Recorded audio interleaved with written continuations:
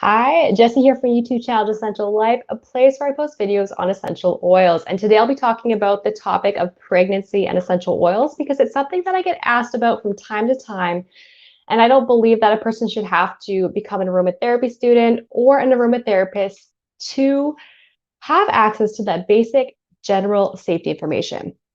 So this video was actually inspired by a question that I got from a follower recently on Instagram in my DMs, and it was, "Hi Jessie, I'm curious if there's trusted resources you recommend for using oils during pregnancy. There's a lot of misinformation out there. Thanks, Jen." So Jen, thank you for your question and kudos to you. Good for you to be able to see that there is a lot of misinformation out there.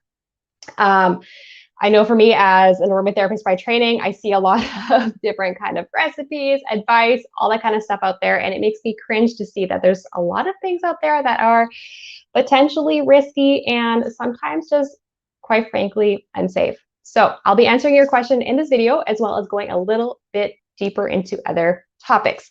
So what I'll be going through is I'll be going over some resources, sharing with you resources that I personally recommend that may be helpful for you. Second, I'll be talking about Cary Sage because maybe you've heard about Cary Sage a little bit, talk about it. I want to kind of demystify it. Third, I'll be talking about just some safety general guidelines when it comes to pregnancy. And then fourth, I'll be talking about what I would be doing if I was pregnant and how I would use essential oils. And plot twist, it might be a little bit different than what I would do on clients. So you stay tuned to find out. But before I really dive into it, I want to give a quick little disclaimer, and that is disclaimer. I am not your aromatherapist because I can imagine people already in the replay kind of commenting, is this safe for me to use this? I don't feel comfortable giving specific protocols and advice to people because I'm not your aromatherapist. But what I am comfortable with is just sharing with you some basic safety guidelines, as well as some resources to point you towards that will help you make a better informed, empowering, and safer choice for you and your family. So something I also want to mention is that it is a personal choice whether or not you want to use essential oils in your pregnancy. Some people will choose they're not comfortable with it. Some people will. And this video is more geared towards people who want to use essential oils in their pregnancy, but want some guidance. And I will address this question first because that is the title of my live stream, and that is, are essential oils safe in pregnancy? So this can be a pretty controversial issue. I'll read what the NAHA website says, because I think they said it so well. And they said there is a lack of clear info regarding the toxicity of essential oils during pregnancy. So there are, however, with the information that we do have and what we do see, there are some essential oils that we say that we should avoid during pregnancy. But there are also some essential oils that are believed to be safe when properly diluted. So I just kind of want to clear that up before I dive right in. And then I'm coming to my first point, which is, what are some resources I recommend? So these are some resources that you can really filter your reference books that you already have. So you filter the safety information through these safety reference books. So what I mean is, I know I have some followers that will say, oh, I realize that the book I have actually has unsafe information. Should I throw it out? I don't think that's necessary. I know I have a lot of essential oil reference books that are super helpful, don't always have safe information in it, but I just kind of filter it through some safety information first. So for example, if in your reference book it says to use fennel for some reason, look into one of your safety books, which I'm about to share with you guys. Look up fennel and you'll see it's not recommended during pregnancy. So you can just use these safety books to filter that information that you get from your really helpful, really practical other reference books, if that makes sense. I'm going to share with you the books. There are three. You only really need one. Okay, I'm not telling everyone you should get all three, but I want to give you some good books that you can choose from. The first one is Essential Oil Safety Book, and this is by Robert Tisserand and Rodney Young. If you're an aromatherapy student, if you're a aromatherapist, this is a must-have. You need to have this. However, do note that this is intended for healthcare practitioners, so it's not the easiest book to read. I know when I first got this book, I opened it and I was like, what the heck? Am I supposed to understand this? And then I just put it on a shelf and didn't open it for the next like many years until I was a aromatherapy student. So usually the section that I use the most, I'll share briefly, but know that I am linking another video link down below that goes more in depth of this book. I usually use chapter 13. That's where it says the essential oil profiles. I'll then look up the essential oils. And then in each essential oil, it will give the safety info on it. It might say it's not safe for pregnancy. It might say if you're on certain medications, there might be contraindications, or if you have certain kind of health issues, maybe that essential oil is not something you should be using. And when I say contraindications, I mean it's not recommended. It's considered unsafe.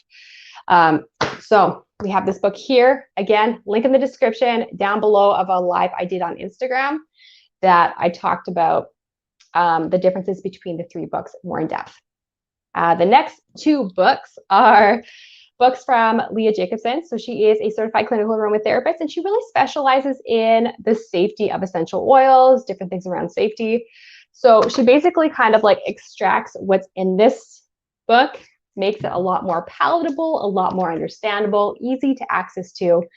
However, I will mention that I feel like she does kind of add an extra layer of safety, some things that for me personally, I respectfully disagree with because I think it's a little more extreme than I think it should be, but it's easy to read, really helpful. I'm going to briefly go over this, but again, there's a link down in the description where I actually compare in a section of one of my videos the difference between this one and this one, if you're really deciding which one should I get. So this one, Safety Files. It is on 242 plus essential oils, and it's just safety related. So I'm going to open it up. I don't think you can see from here, and that's perfect, but you can kind of see that for each essential oil, there is a green section, a yellow section, and avoid if. So it's like safe for, it tells you who it's safe for, what the topical max is. So topical max means that there's some essential oils that you have to dilute to a certain percentage to make it like safe. If that makes sense. We always should, in my opinion, dilute essential oils, but there's some essential oils that require a certain dilution rate. And then the avoid if. So I'll say like, if you have this, you shouldn't be using this essential oil. So that's just safety. It's 245 essential oils. Her other book, Essential Oil Profiles, I'm just put it beside each other. This one just covers 60 of the most popular essential oils, but it's a little more in depth. So we do talk about the shelf life, who it's safe for and whatnot, and then it talks about the kind of vague therapeutic properties, like a little bit, benefits, what it benefits for, as well as there's like sections in the back for dilution, for cats, dogs, pregnancy and breastfeeding, children, carrier oils, and stuff like that. So it's a lot more information it covers, but a lot less essential oils. So again, I have a link in the description of me comparing what the differences are if you kind of want to look more in depth. So I'm going to go over pretty fast, but I'm hoping it was helpful. Another link, if you don't want to watch the video where I compare all 3 books, I do have an Instagram post where I just kind of quickly go over, do an overview, a recap of the differences of these 3 books if you don't really have that much time, but you just want to see a quick write-up. Good. So the books that I just showed you would be books that you would just filter the information that you have in other books. So you want to look at it to see if that essential oil is actually not recommended for pregnancy. If not, you're not going to want to use that essential oil. If there's no known precautions, you know that it's not something that is not recommended. Does that make sense?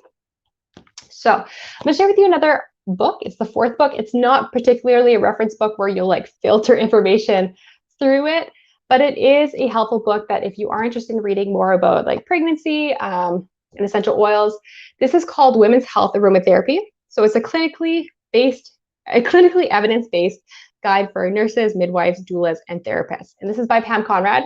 Pam Conrad is a registered nurse as well as a, what does she call herself? A certified clinical aromatherapy practitioner. So she is an educator and researcher, and she has over 20 years experience in developing hospital programs and evidence-based women's health aromatherapy. So she's all about women's health. And just to give you an idea of what kind of things you'd find here, trying to get the table of contents. So yeah, there's like, she talks about methods and safety. She talks about pregnancy, prenatal aromatherapy for labor and delivery, postpartum aromatherapy, as well as lady issues. So we're talking like menstrual discomforts, PMS, menopause, that kind of stuff. So it's really focused around lady stuff. What I would say though, is as much as I like it and it's really helpful, I don't think I would be following all the things that she said, just because she has a very limited amount of oils that are like clinically evidence-based in terms of, pregnancy and whatnot. But I mean, it's a good read. I probably wouldn't limit myself to all these essential oils that she lists in there, but it's definitely worth it.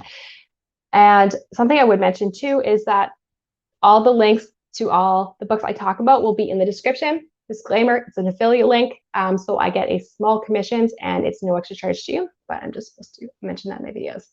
So I see someone is here. So hello to whoever is here. Next part, I think I'm pretty good on the resources. Let's talk about Cary Sage. So when I first started using essential oils, I had no training whatsoever. The person who brought me into using essential oils had no training whatsoever. And they had told me that in terms of pregnancy, all essential oils are fine except for Cary Sage, which let me tell you, that cannot be further from the truth. And I want to be clear about that because there are a lot of essential oils that are considered unsafe during pregnancy, which of course you'll find in the books that I mentioned. These ones here, you'll find here. So there are essential oils many that are not recommended in pregnancy, but Cary Sage is a funny one. It's kind of controversial. Some people will say not to use it. Some people will say to use it. So what I'm going to do is I'm going to present with you the information of why what's being said is being said, as far as I understand, and then you can make a choice that suits you. Make an empowered choice and decide for yourself. So the idea that Cary Sage is not recommended in pregnancy, from my studies and from what all I've seen, comes from Francombe and Penuel in 1990. They said that Cary Sage was estrogen-like due to its sclereal content. For those who don't know, sclereal is kind of like a chemical constituent found in Cary Sage. A lot of times people say, oh my gosh, chemical, it must be fake, it must be synthetic. No, these are naturally occurring chemicals in the plant, in the essential oil.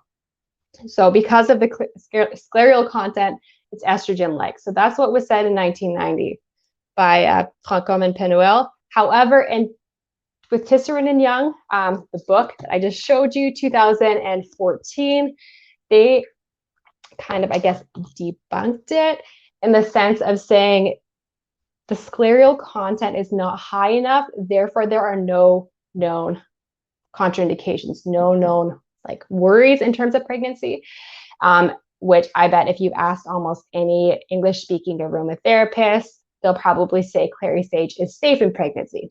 They'll say, but not to be confused with sage and Cary Sage. Sage, like Dalmatian sage, Salvia officinalis, not safe during pregnancy. Cary Sage, a lot of times people say is safe, right?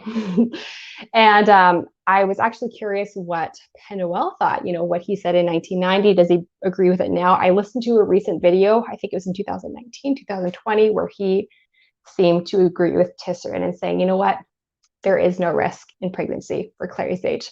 But plot twist here, with Pam Conrad, her book, I believe, what is it, 2017, 2019? I think it's 2019. She actually contraindicates, says it's unsafe to use Cary Sage during pregnancy. I tried to look at the studies found in here. There was none. I talked to her on Instagram, asked her, said, hey, just wondering if you're basing it on Penuel's 1990 studies. And she says she really bases it on her clinical experience. So she has 20 years of clinical experience in her practice. So, I mean, take it or leave it. This is kind of the information presented to you so you can make a better choice and an empowered choice for yourself. So that's the whole deal with Cary Sage. Decide what you will. You'll see varying opinions on it. And next up, I'm going to talk about some general guidelines. Like I said, I think it's important that everyone has access to general safety guidelines. And when it comes to pregnancy, first of all, we're going to be avoiding essential oils that are known to be toxic or dangerous, contraindicated for pregnancy. Again, you're going to be finding these in the books that I mentioned previously. Again, links in the Links are in the description down below. Affiliate links, no extra cost to you, but I do get a small commission. Quick disclaimer. We're going to be avoiding the essential oils that are considered unsafe. And then dilution will actually change. So in my studies, when it comes to pregnancy, the dilution rate changes to 1%. So when I am working with pregnant clients, we're looking at using a 1% dilution rate. And then I actually looked at the IFPA. I think it's the International Federation of Professional Aromatherapists. They actually say 1% is the maximum dilution rate that you'd be using. And then no more than 4 drops in a bath. Of course, you're using essential oils that are considered safe for pregnancy, no known precautions. And then what this looks like on a practical level is that you'd have a tablespoon of carrier oil, so like coconut oil, jojoba oil, 4 drops of essential oil, mix it in, put it into your bath. So maximum 4 drops.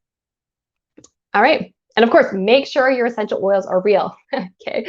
I know there are a lot of different kind of essential oils out there that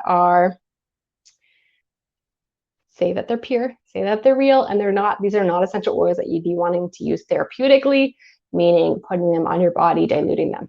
You're probably going to get rashes. You're probably going to have issues going on. So make sure your essential oils are actually real and pure and authentic. All right, I see Tammy says hi. Hi, Tammy. I'm excited to see you. All right, and then the 4th section, which I'm going to, is what would I do if I was pregnant? At least what I think I would do, because it's hard to imagine when you're not.